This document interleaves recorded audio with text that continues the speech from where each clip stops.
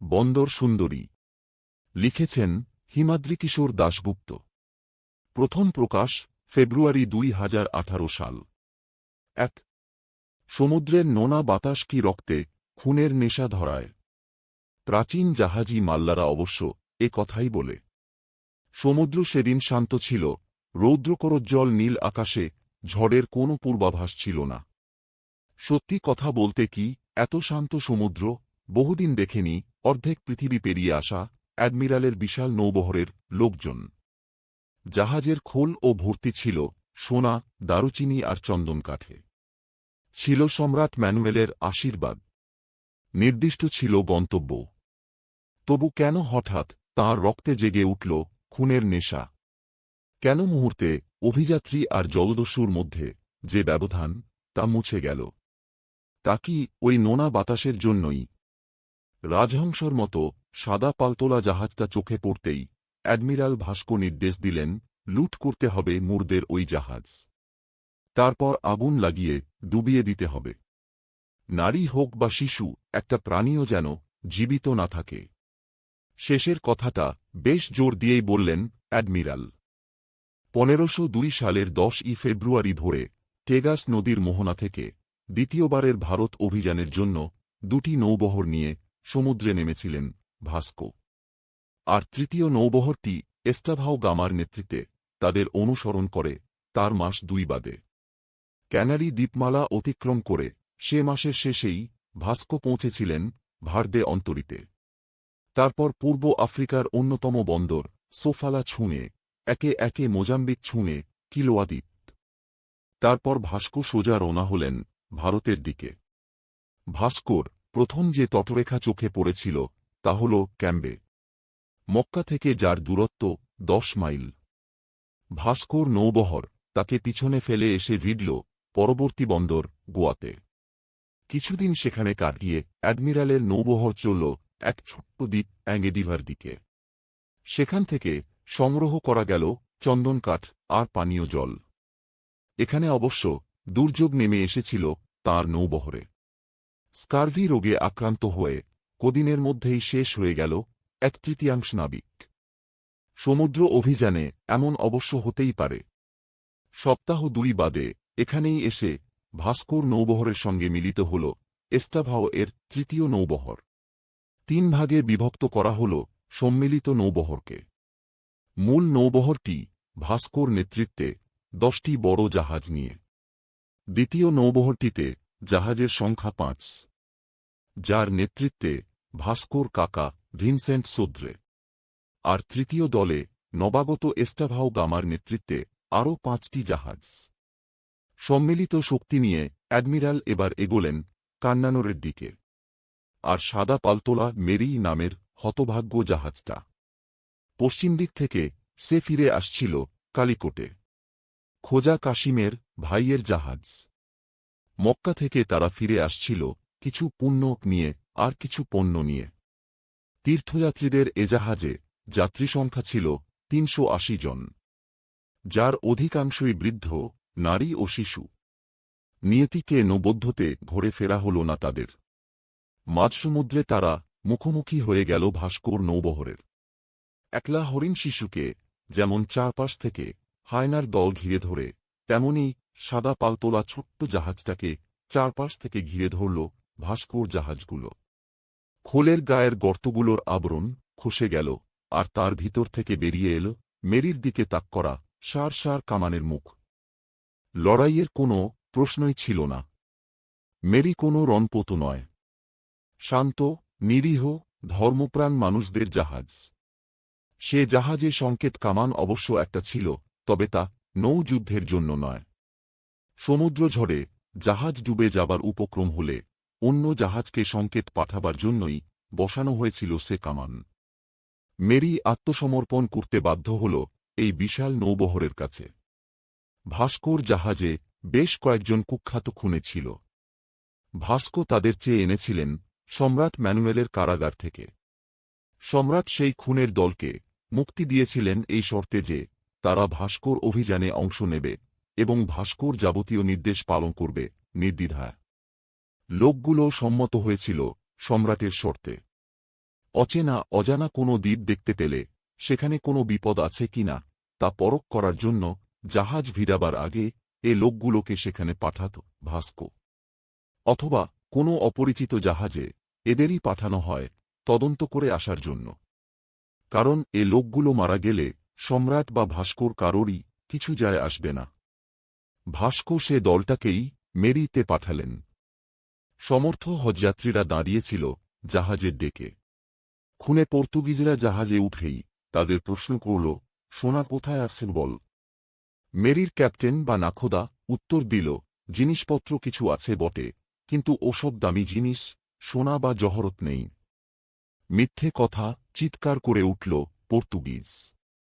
আর তারপরই সে তলোয়ার বিঁধিয়ে দিল দুজনের বুকে। এরপর আরও একটা কাজ করল হিংস্র পর্তুগিজরা। মেরির প্রধান মাস্তুলের গায়ে সমুদ্রের সমান্তরাল যে দণ্ডগুলোতে পাল গোটানো থাকে তেমনি এক দণ্ডের দুপাশে পায়ে দড়ি বেঁধে ঝুলিয়ে দেওয়া হল নিহত দুজনের দেহ। বাতাসে তাদের ঝুলন্ত দেহ থেকে রক্তের ছিটে এসে লাগতে লাগল ডেকে দাঁড়িয়ে থাকা হতভম্ব আতঙ্কিত হজযাত্রীদের শুভ্র বসনে। এ নৃশংসতা দেখার জন্য প্রস্তুত ছিল না মেরির যাত্রীরা। অস্ত্র যা ছিল পুরুষদের হাতে, কানে গলায় যা অলঙ্কার ছিল তা তুলে দেওয়া হল পর্তুগিজদের হাতে। ভাস্কোর নাম ইতিপূর্বে শুনেছে মেরিতে থাকা কয়েকজন লোক। ইতিপূর্বে আরেকবার এ দেশে এসেছিলেন এই ভাস্কো। ভারতের সমুদ্রবন্দরে কিছু ব্যবসা বাণিজ্য লেনদেনও করেছিলেন। সেই সূত্রে ভাস্কোর নামটা কেউ কেউ শুনেছে। তবে তারা ভাস্কোকে এতদিন সাগরপারের বণিক বলেই জানত। এ ভাস্কোকে তাদের জানা ছিল না। হয়তো বা ভাস্কো নিজেই চিনতেন না এই ভাস্কোকে। ভাস্কোর লোকগুলো এরপর তল্লাশি নিল মেরির। সোনা না পেলেও খোল ভর্তি প্রচুর জিনিস আছে জাহাজে। মেরি থেকে ফিরে লোকগুলো সে খবর দিল ভাস্কোকে। অ্যাডমিরাল নির্দেশ দিলেন, সব মাল লুটে নাও। ছোট ছোট নৌকা নামানো হল অ্যাডমিরালের জাহাজগুলো থেকে। মেরিতে গিয়ে মাল নামানোর কাজ শুরু করল তারা। সূর্য ডুবল একসময়, তারপর রাত কেটে গিয়ে একসময় ভোরও হল। বিষণ্ণ এক ভোর। আবারও শুরু হল মাল নামানোর কাজ।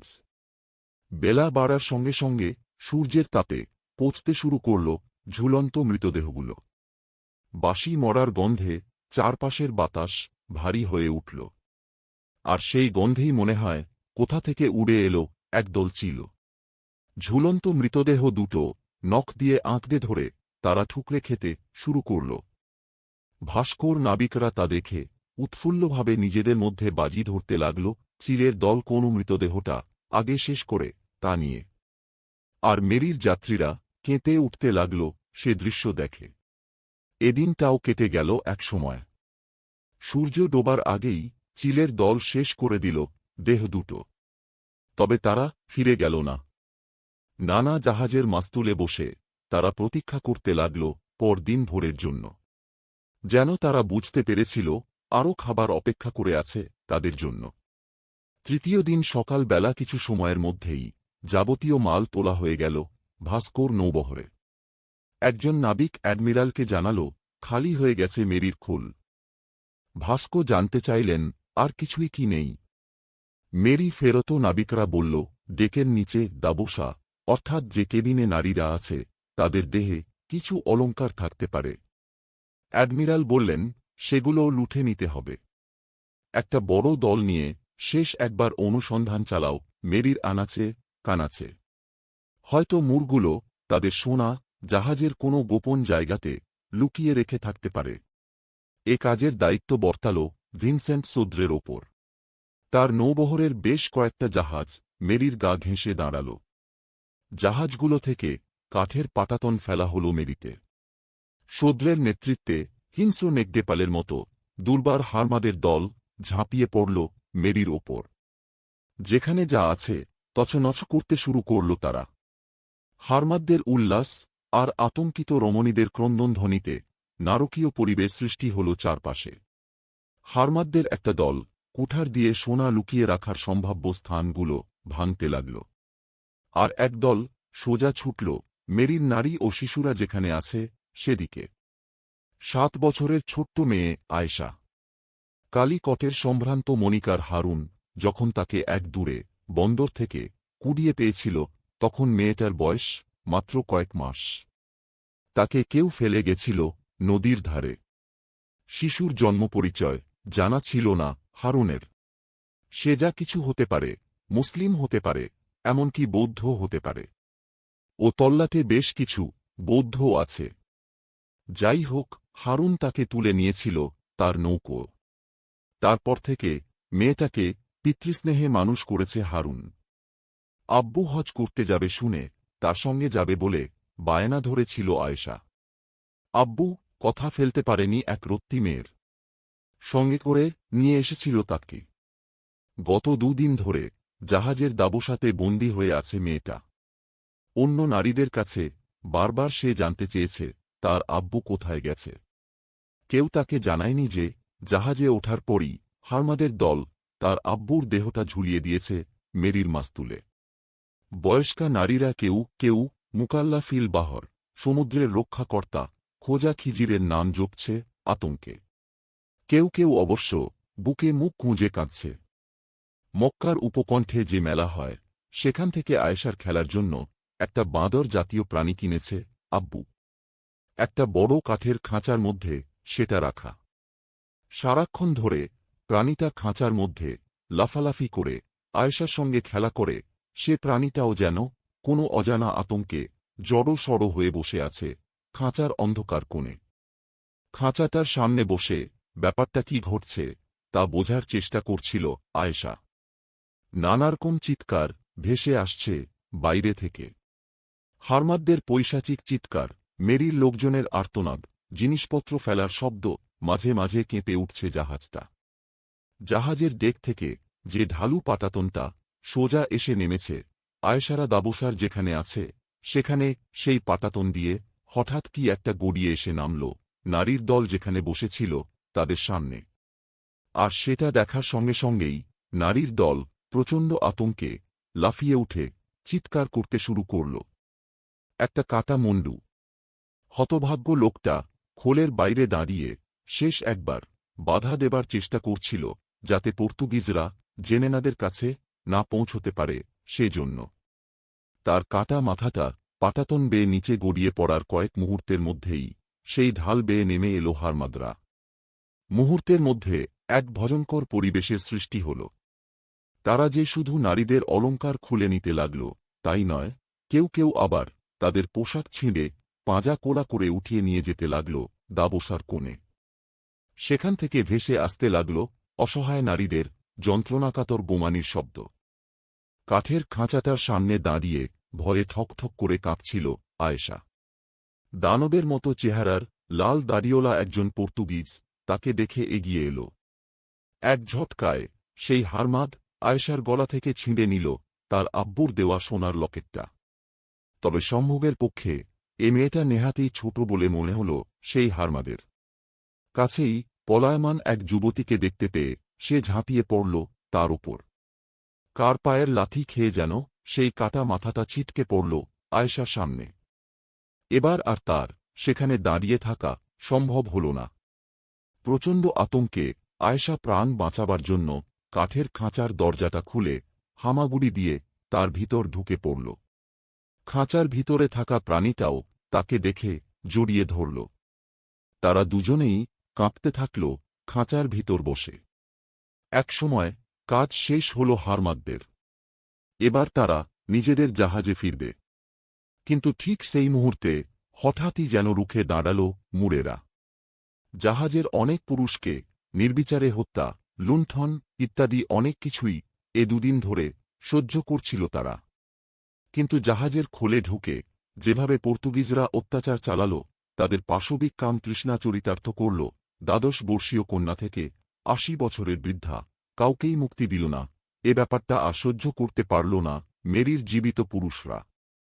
হাতের কাছে যে যা পেল তা দিয়ে হঠাৎ তারা আক্রমণ করে বসল হারমাদদের। এ ঘটনাতে হতচকিত হয়ে গেল পর্তুগিজরা। হারমাদদের দেহগুলো ছিটকে পড়তে লাগল জলে। সদ্রে কোনো রকমে পাটাতন টপকে নিজের জাহাজে পৌঁছলেন। তারপর সেখান থেকে মেরির ডেকে ছোড়া হতে লাগল তেলে ভেজানো জ্বলন্ত কাপড়ের খণ্ড আর বন্দুকের গুলি। আরবরা সেই জ্বলন্ত কাপড় কাঠের টুকরোগুলো তুলে নিয়ে পাল্টা ছুঁড়ে দিতে লাগল পর্তুগিজদের জাহাজগুলোতে। ভাস্কো এর আগে কোনো দিন এমন মরণপণ প্রতিরোধ দেখেননি। তাঁর নিজের জাহাজগুলোতেই আগুন ধরে যাবার উপক্রম হল। আর নাবিকদের অনেকেই আর ফিরল না মেরি থেকে। অনেক কষ্টে পর্তুগিজরা তাদের জাহাজগুলোকে মেরির কাছ থেকে নিরাপদ দূরত্বে সরিয়ে এনে একপাশে সার বেঁধে দাঁড় করাল। মেরির ডেকে যতক্ষণ পর্যন্ত একজন মুড়ো জীবিত থাকল ততক্ষণ সে লড়ে গেল অন্যায়ের প্রতিশোধ নেবার জন্য। বিকাল হয়ে গেছে। দিনের শেষ আলো এসে পড়েছে মেরির ক্ষতবিক্ষত দেহে। ডেকে ছড়িয়ে ছিটিয়ে পড়ে আছে অসংখ্য লাশ, মুর্দের, হারমাদদেরও। তবে তখনও কিছু মানুষ জীবিত ছিল সেই অভিশপ্ত জাহাজের বুকে। সেই ধর্ষিতা নারীর দল আর কিছু শিশু। বাঁচবার জন্য শেষ একটা চেষ্টা করল তারা। জাহাজের অন্ধকার খোল ছেড়ে বাইরে বেরিয়ে তারা এসে প্রথমে সার বেঁধে দাঁড়াল জাহাজের ডেকে। হ্যাঁ, তাদের মধ্যে একজনও সমর্থ পুরুষ নেই, সবাই নারী এবং শিশু। চারপাশে ছড়ানো প্রিয়জনদের অসংখ্য মৃতদেহের মধ্যে দাঁড়িয়ে অস্তাচলগামী সূর্যের আলোতে ভাস্কোর জাহাজের উদ্দেশ্যে নতজানু হয়ে তারা একসঙ্গে জীবন ভিক্ষা চাইল। দোহাই তোমাদের, আমাদের যেখানে খুশি নিয়ে যাও, যা ইচ্ছা করো, শুধু প্রাণে মেরো না। যেসব নারীর কোলে একদম ছোট শিশু ছিল তারা ভাস্কোর দৃষ্টি আকর্ষণের জন্য শিশুগুলোকে দু হাতে মাথার ওপর তুলে ধরল। ভাস্কো নিশ্চিতভাবেই দেখতে পেলেন তাদের। কিন্তু সেই মুহূর্তে ভাস্কো যেন অভিযাত্রী ভাস্কো নয়, এখন তিনি পরিণত হয়েছেন জলচারী এটিলায়। হুন সম্রাট এটিলার ঘোড়া যেখানে এসে দাঁড়াত সেখানে তার নৃশংসতার আতঙ্কে নাকি পায়ের তলার ঘামও তৎক্ষণাৎ শুকিয়ে হলদে হয়ে যেত। ঠিক তেমনি কি সেই মুহূর্তে ভাস্কোর জাহাজ যেখানে দাঁড়িয়েছিল সেখানকার জলতল আতঙ্কে নিচে নেমে গেছিল। ভাস্কোর মন থেকে যেন খসে পড়ল ইউরোপের সভ্যতার যাবতীয় আবরণ। পর্যটক ভাস্কো নয়, অ্যাডমিরাল ভাস্কো নয়, খ্রিস্টের অনুগত ভাস্কো নয়, এ যেন পৃথিবীর ইতিহাসে এক নৃশংসতম মানুষ, স্বয়ং এটিলা চেঙ্গিজও যেন তাঁর সামনে ঠিক এই মুহূর্তে নতজানু হতেন তার বিভৎসতা দেখে। পাশে দাঁড়ানো এক নাবিকের হাত থেকে বন্দুক নিলেন ভাস্কো। তারপর তা তাক করলেন মেরির ডেকে দাঁড়িয়ে থাকা এক রমণীর মাথার ওপর তুলে ধরা শিশুটাকে লক্ষ্য করে। অব্যর্থ লক্ষ্য অ্যাডমিরালের। হাতের বন্দুকের ধুমোদ্গীরণের সঙ্গে সঙ্গে সেই শিশু ছিটকে পড়ল সমুদ্রের জলে। সঙ্গে সঙ্গে শিশুর মাও ঝাঁপ দিল জলে। তার আর্তচিৎকার হারিয়ে গেল হারমাদদের উল্লাসে। এরপর একের পর এক বারুদ ঠাসা বন্দুক ভাস্কোর হাতে তুলে দিতে থাকল তাঁর সঙ্গীরা। ভাস্কো একের পর এক লক্ষ্য ভেদ করে চললেন। এ যেন নিশানাবাজি খেলা দেখাচ্ছেন অ্যাডমিরাল। একটার পর একটা শিশু ছিটকে পড়ছে জলে। আর তার সঙ্গে সঙ্গে জান্তব উল্লাসে মেতে উঠল পর্তুগিজরা। মেরির ডেকে দাঁড়ানো মায়েরা কিন্তু শেষ শিশুটাকে পর্যন্ত মাথার ওপর তুলে ধরে রেখেছিল। কারণ যদি শেষ মুহূর্তে তাকে দেখে থেমে যান ভাস্কো, যদি সামান্য দয়া জেগে ওঠে ভাস্কোর মনে, যদি তিনি শেষ পর্যন্ত প্রাণ ভিক্ষা দেন তাদের। কিন্তু তেমন কিছু হল না। ভাস্কো এখন পরিণত হয়েছেন সমুদ্র পিশাচে। শেষ শিশুটাকেও গুলিবিদ্ধ করার পর ভাস্কো নির্দেশ দিলেন, গোলা দাগো, আগুন লাগিয়ে ডুবিয়ে দাও মেরিকে, কাউকে বাঁচতে দেব না। গোলন্দাজরা আগে থেকেই প্রস্তুত হয়েছিল। কামানের পিছনের ছিদ্রে জ্বলন্ত মশাল গুঁজে দিল তারা। মুহুর্মুহু আগুনের গোলা আছড়ে পড়তে লাগল মেরির ওপর। প্রথমে তার পালে আগুন লাগল, তারপর তা ছড়িয়ে পড়ল ডেকে, তারপর প্রাণভিক্ষা চাওয়া সেই হতভাগ্য নারীদের গায়ে। অগ্নিদগ্ধ হয়ে তারা ছোটাছুটি করতে লাগল ডেকে। কেউ কেউ আগুনের হাত থেকে বাঁচার জন্য ঝাঁপ দিল সমুদ্রের বুকে। মুহূর্তের মধ্যে সমুদ্রের অতল জলরাশি গ্রাস করে নিল তাদের। মেরির লেলিহান অগ্নিশিখা আর বিদায়ী সূর্যের লাল আলো মিলেমিশে একাকার হয়ে যেতে লাগল। ভাস্কো আর তার সঙ্গীরা নিজেদের জাহাজ থেকে উপভোগ করতে লাগল সেই নারকীয় দৃশ্য। মেরির সারা দেহে আগুন ছড়িয়ে পড়েছে। তার উত্তাপে টগবগ করে ফুঁকতে শুরু করেছে মেরির চারপাশের সমুদ্রের জল। এবার ডুববে জাহাজটা। অত বড় একটা জিনিস জলে ডুবলে যে জলোচ্ছ্বাস হয়, তা থেকে বাঁচার জন্য পর্তুগিজরা তাদের জাহাজগুলো আরও কিছুটা তফাতে সরিয়ে আনল। সত্যিই এর কিছুক্ষণের মধ্যে একটা প্রচণ্ড বিস্ফোরণ হল। আকাশের দিকে ছিটকে উঠল মেরির দেহের জ্বলন্ত অংশগুলো। তারপরই প্রবল জলোচ্ছ্বাসের সঙ্গে সঙ্গে সমুদ্রের অতলে তলিয়ে গেল মেরি। সূর্যও প্রায় তার সঙ্গে সঙ্গেই মুখ লুকাল সমুদ্রের গভীরে। ভাস্কোর নৌবহরগুলোতে একটার পর একটা বাতি জ্বলে উঠল। অন্য জাহাজগুলো থেকে ভাস্কোর অভিজাত সঙ্গীরা এসে উপস্থিত হল ভাস্কোর জাহাজে। অ্যাডমিরালের নির্দেশে লাল গালিচা পাতা কক্ষে ঝাড়বাতির নিচে সুরাপাত্র নিয়ে বিজয় উৎসবে মেতে উঠল তারা। ডেকে রাখা মদের পিপেগুলো খোলা হল সাধারণ নাবিকদের জন্য। মাঝরাত পর্যন্ত চলল নাবিকদের হৈহুল্লোড় মাতলামি। ভাস্কো সিদ্ধান্ত নিলেন পরদিন তার নৌবহরের মুখ ফেরাবেন কান্ননর বন্দরের উদ্দেশ্যে।